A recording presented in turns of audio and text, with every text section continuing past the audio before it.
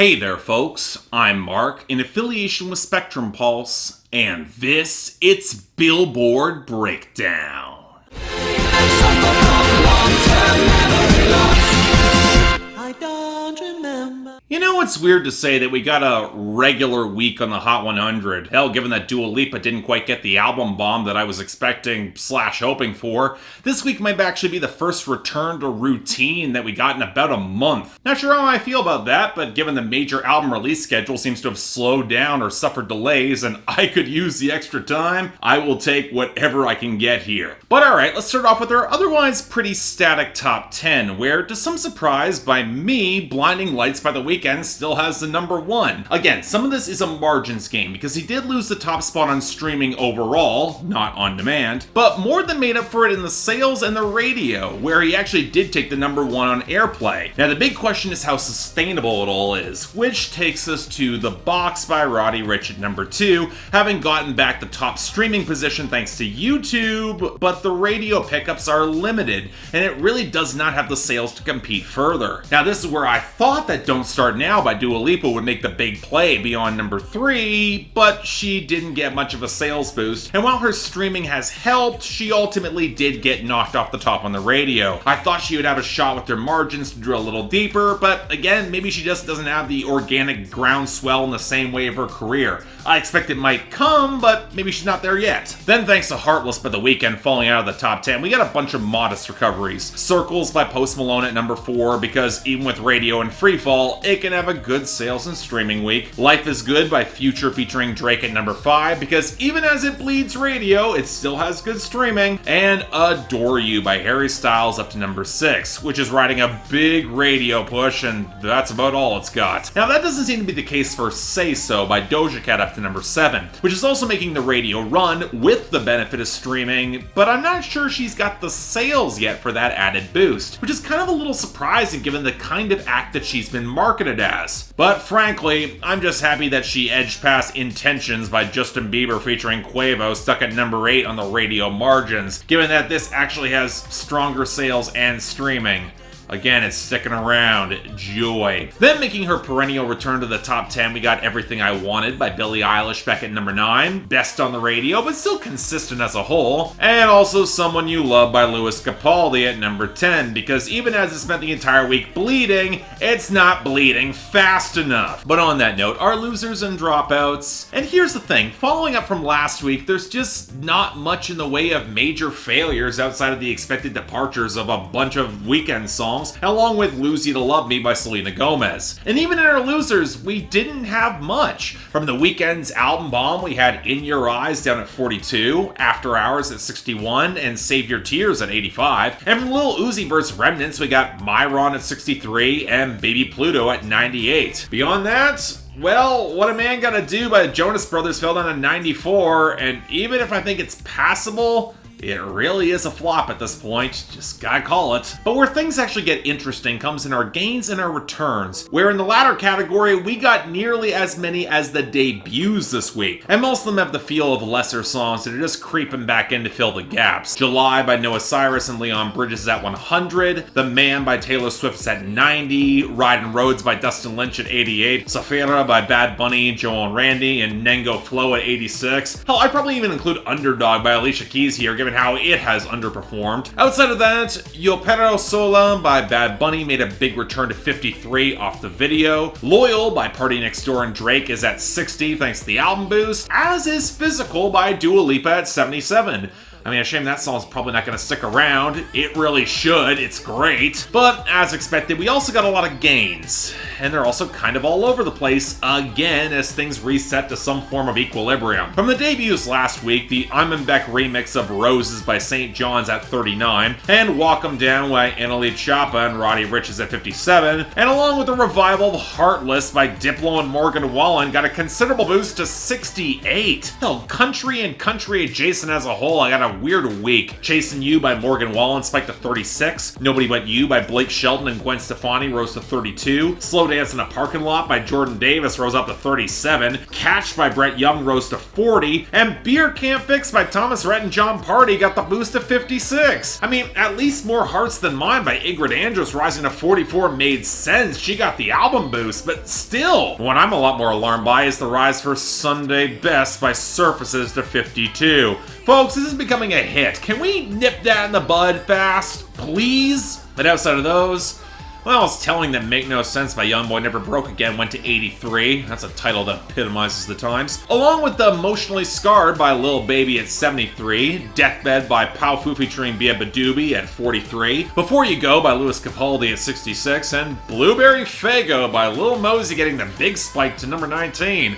I mean, I predicted this would be a hit. I didn't expect it to be this big. Now, thankfully, there is some quality still here. Hard on Ice by Rod Wave got a promising boost before the album at 30, even though the song's not on the album. La Difficile by Bad Bunny rose up to 87. Know Your Worth by Khalid and Disclosures at 71. And to my pleasant surprise, Come Through by Summer Walker and Usher is at 67. Can we make this a hit? That'd be really cool. I'm just saying. But now on to our rather scattered list of new arrivals, starting off with number 96, If the World Was Ending by JP Saxe featuring Julia Michaels. If the world was ending, you come over, right?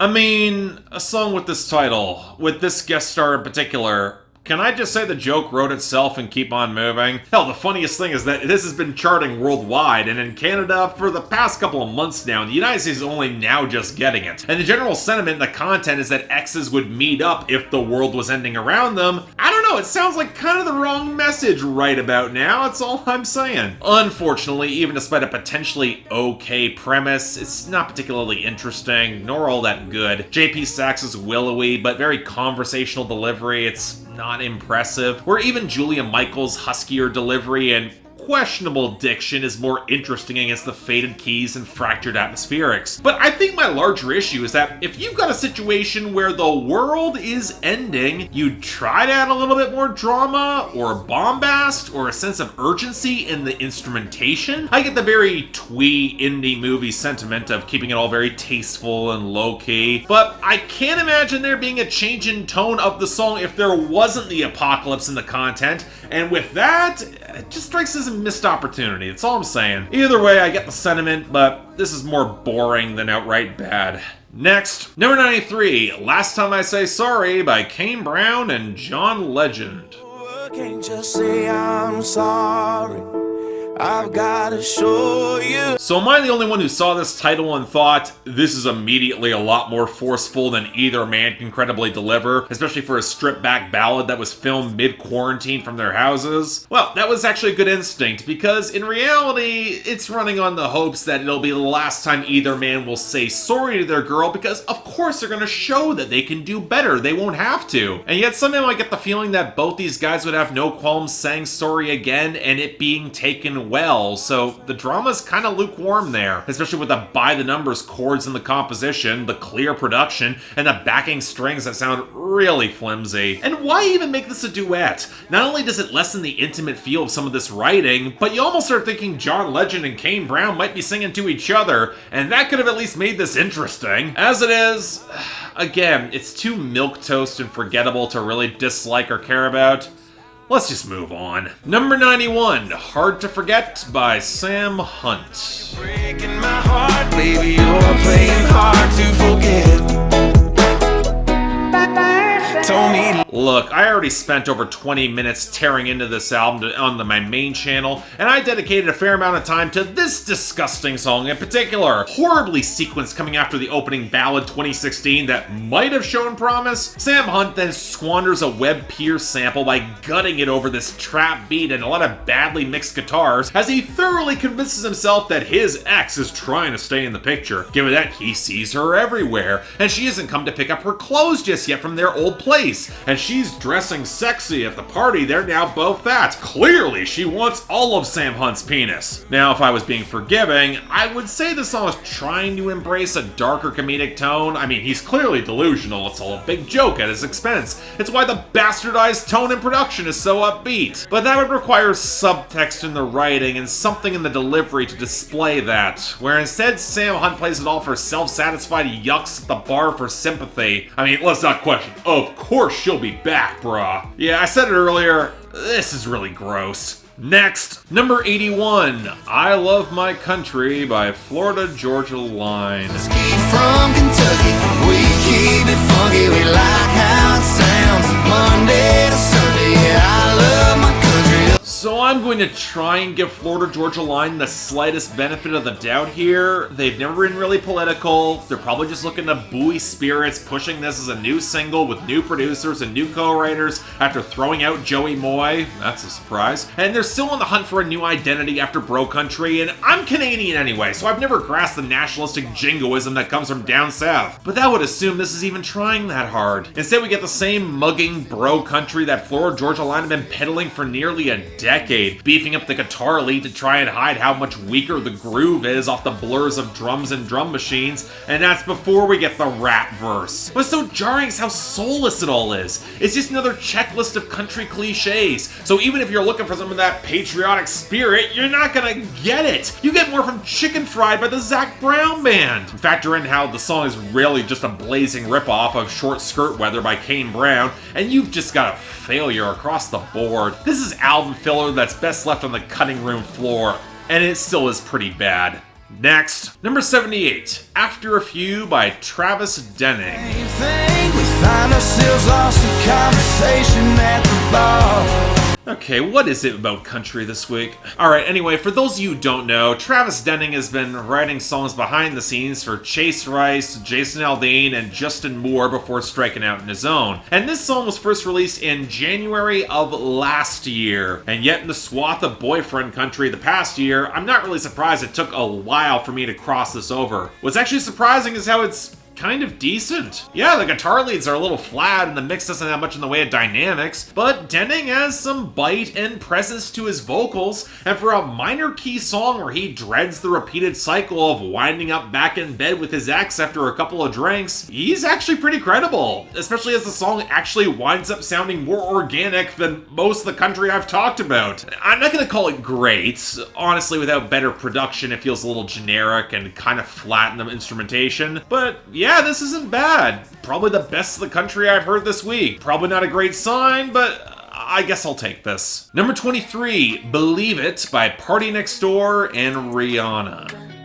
Let's make me believe it. Believe you won't deceive me. I've seen some people try to hype up PARTYNEXTDOOR's big return as evidence that he can go toe-to-toe against The Weeknd among Canadian R&B, and no, a half-formed Rihanna feature does not get you that crown, Party, no matter how much Twitter and Joe Budden are hyping it up. Hell, I got more convinced this song got hyped because of the scarcity of material from both artists, not against that basic-as-hell guitar loop and the cheap-sounding lumpy beat, or any sort of dynamic or interesting performance from Party. And if you get Rihanna, why are you singing over her so much? Basically use her as glorifying backing vocals, because you are not nearly as interesting as she is. What's frustrating is that the song is basically set up for interplay, with him trying to get her to buy into him opposite her hook, but between the awkward apologies in the first verse and how he references the other girls who want it in the picture, it just feels increasingly disingenuous, and not the sort of thing that Party can credibly sell as balancing it all. In other words, alright, look, I was underwhelmed when PARTYNEXTDOOR was writing for Drake, let alone pushing a solo run years too late, so, nope, not buying this. Next, number 21, Break My Heart by Dua Lipa. I'm better alone, but when you said hello, I knew that was the end of it all. Okay, look, I'm disappointed too. I actually kind of wanted a Dua Lipa album bomb to slide in and raise the chart quality with some potential bona fide hits, or at the very least get love again on the Hot 100, but Break My Heart is a good consolation prize all the same. And it's actually a pretty good song too, leaning into her natural exasperation and insecurity of potentially falling for somebody who could hurt her, especially when she's used to having more power and flexibility in the relationship. It's the lack of information that really gets to her, and it matches the fluttery instability of the melody playing off the sharper rollick in the bass and guitar. Now, I will say as a single, it feels a little safe for her. It's not as flashy or potent as the best songs on the album, and like most of the project, it leans a lot heavily on the groove that's not always well supported by the actual melody. But you know what? It's still a good song. I like it. I'll take it. And finally, number 17, Turks by Nav, Gunna, and Travis Scott. Pulling out, ask to take a taste, little baby. Pulling out 50 racks, walking out of cheese. If I drop dead, I'll be hard to replace. I'm not sure there's a way to make me less interested in the content of a song than say it's from Nav, Gunna, and Travis Scott. Only one of whom I tolerate in the best of times. And given that we're stuck with a wheezy trap beat opposite a muddy blur of textures that isn't nearly as atmospheric or potent as it could be despite some opening promise, yeah, none of this is a good sign. So alright, starting with Nav, flexing and then calling Toronto useless, which, dude, if it wasn't for this city, I doubt your buzz would even exist, even as he then claims he'd be hard to replace. I doubt that. Then there's Gunna feeding and fucking Your Girl on a verse where the most interesting element is Wheezy dropping his producer tag in the middle of the verse. Guess he was as bored as I am. And then Travis raps a pretty empty verse about girls and cocaine. Look, the most to really highlight here is the production, which I will admit is passable. Probably the most likable or interesting thing about the song. And because the flows are actually kind of on point, even if you don't care about what any of them are saying. But again, if nothing interesting or witty is being said, it's hard for me to really go back to it. I mean, it's passable, sure, but is it memorable? We'll have to see. I doubt it. Anyway, that was our week. Dua Lipa easily takes the best with Break My Heart, and I'm giving honorable mention to After a Few from Travis Denning. I'm as surprised as anybody. Now, worst is easily going to Hard to Forget by Sam Hunt, with dishonorable mention to I Love My Country by Florida Georgia Line for failing to even be interestingly bad. Now, next week, I think we might be in uncharted territory, folks, because I don't expect any major bursts for Rod Wave, and I sure as hell hope Sam Hunt isn't going to get a big surge, so we will have to see. But until then, I'm Mark, you're watching Billboard Breakdown, affiliated with Spectrum Pulse, and I'll see